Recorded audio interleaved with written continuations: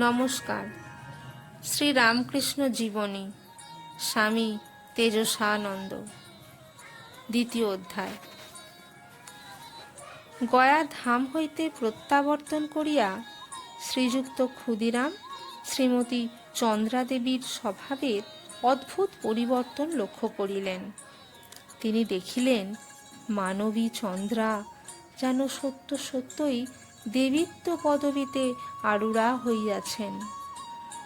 কোথা হইতে এক সর্বজনীন প্রেম আসিয়া তাহার হৃদয় অধিকার করিয়া সংসারের বাসনাময় কোলাহল হইতে তাহাকে যেন অনেক উচ্চে রাখিয়াছে।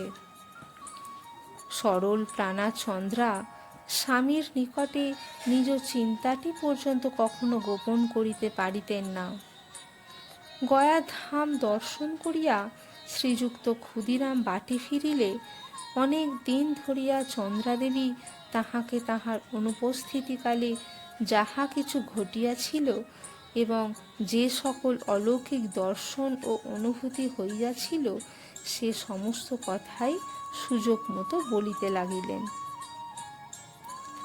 কথা প্রসঙ্গে বলিলেন, একদিন যোগীদের শিব মন্দিরের সম্মুখে দাঁড়াইয়া ধ্বনির সহিত কথা কহিতেছি, এমন সময় দেখিলাম মহাদেবের শ্রী অঙ্গ হইতে দিব্য জ্যোতি নির্গত হইয়া মন্দির পূর্ণ করিয়াছে এবং বায়ুর ন্যায় তরঙ্গাকারে উহা আমার দিকে ছুটিয়া আসিতেছে।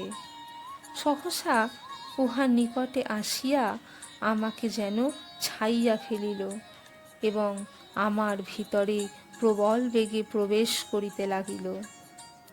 ভয়ে বিস্ময়ে স্তম্ভিত হইয়া এককালে মূর্ছিতা হইয়া পড়িয়া গেলাম। পরে ধ্বনির শুশ্রূষায় চৈতন্য হইলে তাহাকে সকল কথা বলিলাম। আমার কিন্তু তদবধি মনে হইতেছে ওই জ্যোতি যেন আমার উদরে প্রবিষ্ট হইয়াছে এবং আমার যেন গর্ভ সঞ্চারের উপক্রম হইয়াছে। শ্রীযুক্ত ক্ষুদিরাম গয়ায় নিজ স্বপ্নের কথা স্মরণ করিয়া উহা রোগজনিত নাও হইতে পারে এই কথা বলিয়া তাহাকে নানাভাবে বুঝাইলেন এবং বলিলেন, এখন হইতে ঐরূপ দর্শন ও অনুভবের কথা আমাকে ভিন্ন আর কাহাকেও বলিও না। গয়াধামে অবস্থানকালে শ্রী গদাধর আমাকেও অলৌকিক উপায়ে জানাইয়াছেন, আমাদিগকে পুনরায় পুত্রমুখ নিরীক্ষণ করিতে হইবে। নমস্কার।